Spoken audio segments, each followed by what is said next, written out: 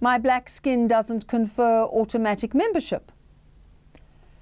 So how do I go about choosing? By identifying with the fight for our freedom.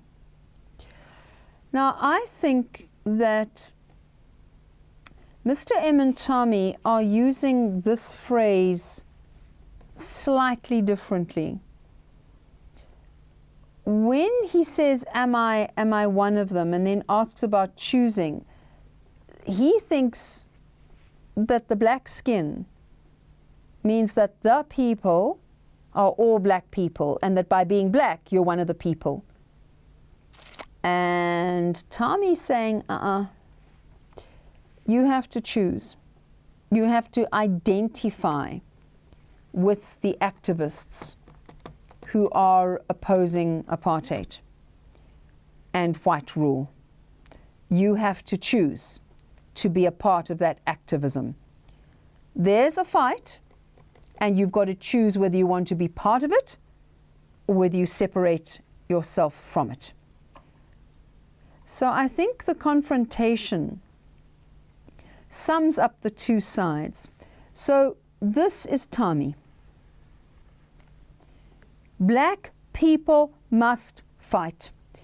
The government has been white and elite. Elite is when you see yourself as superior, you are a small minority. And you've got to fight in whatever way is necessary. The time for just enduring has gone. But Mr. M doesn't believe in violence, so his is a non-violent position. And so this really is the central question of the play. Here's your key word, freedom. And the play is asking us as the audience, how does one achieve freedom? We acknowledge both sides, Mr. M, Tommy, and we as the audience. Freedom is the ultimate goal. Yes, that's what we all want. It's what we all believe is good and right. How do we get it? That's what the play is asking. And I think it's being summed up here. Activists choose to fight. Mr. M uses this phrase. What does he mean by this? An alternative is another way. Constructive, or alternatives, other ways. Other ways. Constructive is trying to build, not break down.